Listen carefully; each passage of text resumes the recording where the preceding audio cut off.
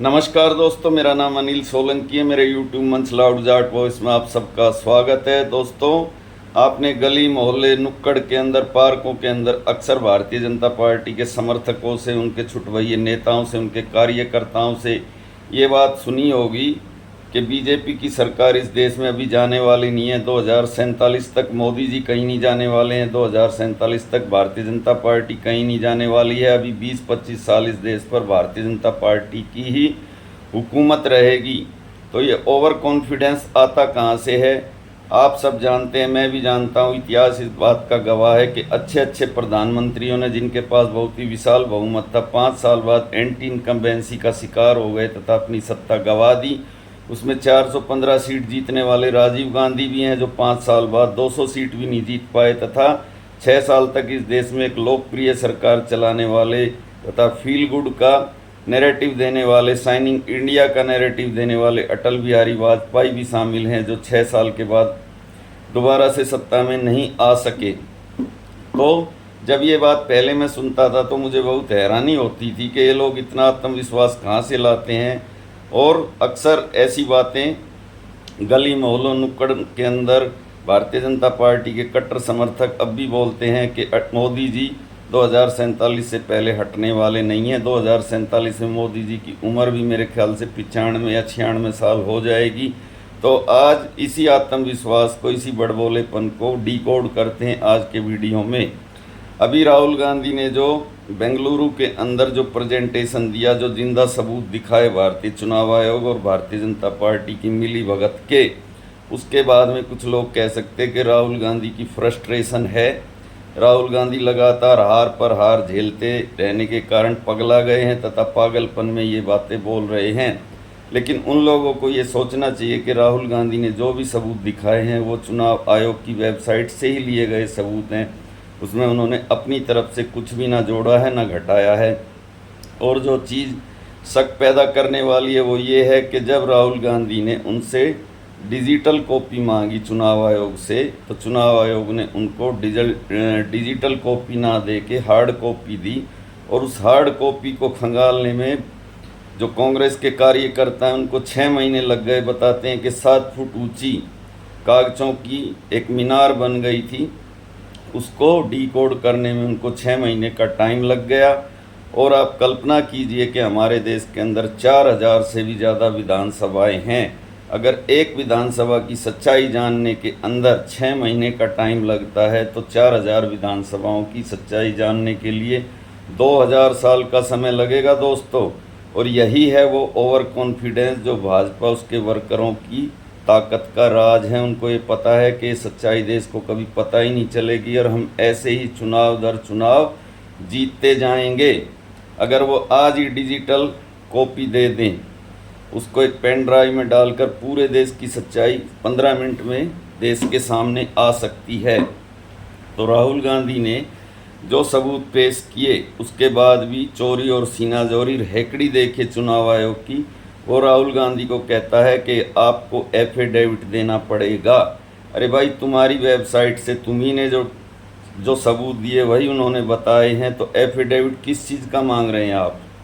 क्या थाने में जब आदमी रिपोर्ट लिखाने जाता है उससे एफिडेविट मांगा जाता है, या अदालत में कोई केस करता है उससे एफिडेविट मांगा जाता है? लेकिन चोरी, सीनाजोरी, लोकतंत्र की हत्या, जो जो चीज़ें इसमें बताई हैं राहुल गांधी ने, वो हैरान और परेशान करने वाली हैं। एक कमरे के मकान में, एक बेडरूम के मकान में 80 वोटर और अलग अलग जाति, धर्म, संप्रदाय से ताल्लुक़ रखने वाले। और अगर आप ये बात किसी भारतीय जनता पार्टी के हार्ड कोर कार्यकर्ता से कहो तो वो जवाब में कहते हैं कि एक घर में 80 किराएदार भी तो हो सकते हैं। बिल्कुल हो सकते हैं, अगर उसमें 80 कमरे हों तो। उसमें एक ही कमरा है, एक कमरे में 80 किराएदार बनने के लिए 80 महीने तो कम से कम चाहिए। आप कल्पना कीजिए कि उसमें हर महीने एक किराएदार आता था, अपना वोट बनाता था और चला जाता था, तो भी 80 महीने लगे होंगे। 5 साल में भी 60 ही महीने होते हैं, यानी 7-8 साल तक वहाँ लगातार किराएदार आते रहे, वोट बनाते रहे और जाते रहे। दूसरी बात, फॉर्म 6 होता है, नए वोटर बनाने की एक व्यवस्था है जिसमें केवल 18, 19 या 20 साल का वोटर ही उसको भर सकता है। उसमें 80-80 साल के आदमी भी फॉर्म 6 भरकर वोटर बन रहे हैं, फेक एड्रेस पे वोट बनाई जा रही है जिसमें एड्रेस के नाम पर 0 लिखा हुआ है। तथा ऐसे भी वोटर हैं जो वाराणसी, लखनऊ, बम्बई और बेंगलुरु चारों जगह पे वोट डाल रहे हैं। उसका नाम अभी बताया था, आदित्य श्रीवास्तव। तो इन सब बातों का जवाब क्या है? और सबसे बड़ी बात यह है कि जब भी चुनाव आयोग पर कोई शक की सुई गहराती है तो उसको डिफेंड करने के लिए भाजपा के प्रवक्ता क्यों आते हैं? चुनाव आयोग तो एक संवैधानिक बॉडी है, एक इंडिपेंडेंट बॉडी है, एक स्वायत्त संस्था है। उसके प्रवक्ता उसका बचाव करने के लिए क्यों नहीं आगे आते? भाजपा उसका बचाव क्यों नहीं करती है? वैसी ही बात है जैसी गौतम अडानी ने जब फर्जीवाड़ा करके अपने शेयर के रेट बढ़ाए थे तो उसको डिफेंड करने भी भाजपा के ही प्रवक्ता आगे आते थे। तो अब जब धीरे धीरे देश के सामने सच्चाई आने लगी है तो एक सच्चाई मैं भी आज के वीडियो में आपको बता देता हूँ। महाराष्ट्र के अंदर लोकसभा का जब चुनाव हुआ तो सबसे ज़्यादा मार जो भाजपा को पड़ी थी वो उत्तर प्रदेश और महाराष्ट्र 2 राज्यों में पड़ी थी, जिसकी वजह से उसका बहुमत छिना था।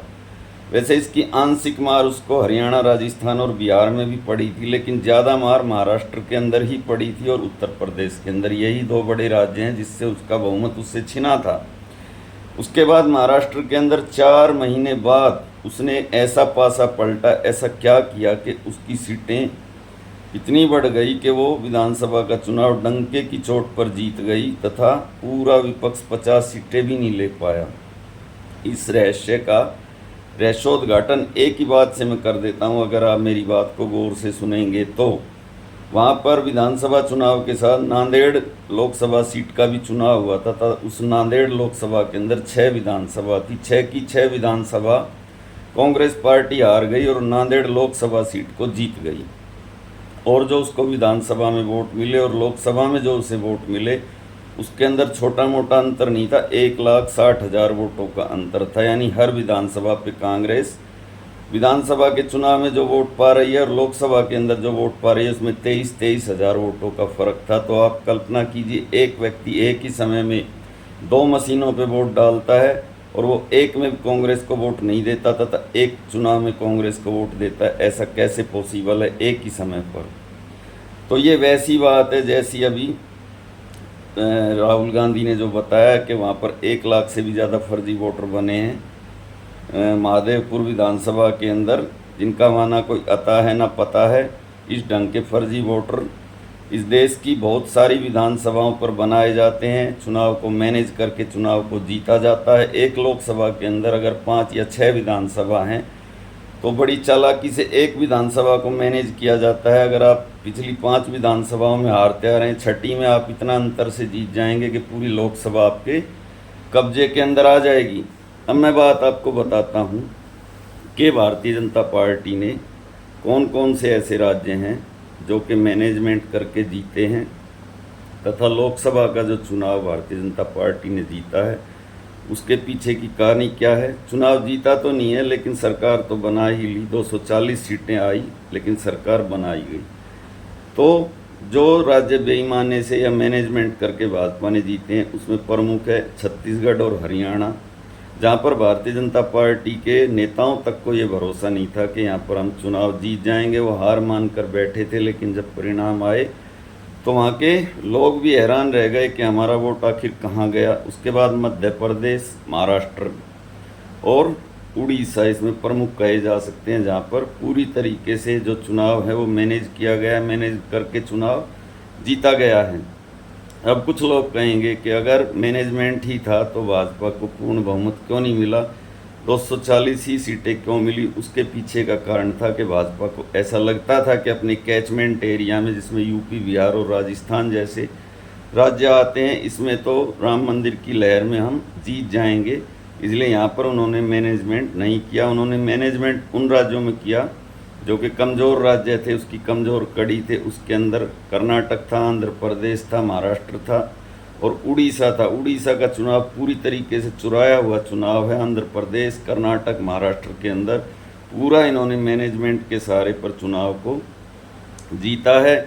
इस प्रकार से ये बहुमत से नीचे रह गए। अगर इनको ये पता होता कि उत्तर प्रदेश और बिहार जैसे राज्यों में, राजस्थान जैसे राज्यों में भी हमको मार पड़ने वाली है, अगर ये यहाँ भी मैनेजमेंट कर लेते तो इनकी सीटें सच में ही 350 के करीब आती। तो भाइयों मैं आपसे फिर से पूछता हूँ एक बार, आपका ही आप कमेंट करके बताना। मैं आपकी बुद्धि आपके विवेक पर ये बात छोड़ता हूँ कि जिस देश के अंदर जिस प्रधानमंत्री ने इतने अलोकप्रिय निर्णय लिए हों, जिसने इस देश में नोटबंदी करके इस देश की अर्थव्यवस्था को तबाह किया हो, फिर जीएसटी करके बची खुची अर्थव्यवस्था को तबाह किया हो, जिसने अग्निवीर जैसी अलोकप्रिय स्कीम ला के सेना का भी मनोबल तोड़ने का काम किया, तथा जिसके राज में लगातार महंगाई बेरोजगारी बढ़ी हो, तथा जिसके राज में बहुत सारे बड़े बड़े व्यवसायी उद्योगपति देश से पलायन कर करके विदेशों की नागरिकता ले रहे हों, किसानों की कमर टूट गई हो, किसानों को एमएसपी ना मिलता हो, तथा उनका लागत लगातार बढ़ती जा रही है खेती की, उसके बावजूद भी कोई प्रधानमंत्री लगातार 3 चुनाव कैसे जीत जाता है, तथा लोकसभा में 240 सीटें मिलने के बाद वो लगातार हर एक विधानसभा का चुनाव कैसे जीतता रहता है। ये क्या जादू है?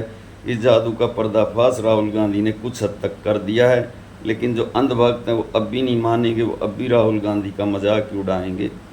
बाकी मैं आपके विवेक पर छोड़ता हूँ। मैं आपका भाई अनिल सोलंकी आज का वीडियो यहीं पे समाप्त करता हूँ। वीडियो कैसा लगा भाइयों कमेंट करके बताएं। जो भाई अभी अभी मेरे चैनल से जुड़े हैं वो चैनल को सब्सक्राइब करें, वीडियो को लाइक करें, कमेंट करें। मिलते हैं अगले वीडियो में। धन्यवाद भाइयों, आप सबका दिन शुभ हो।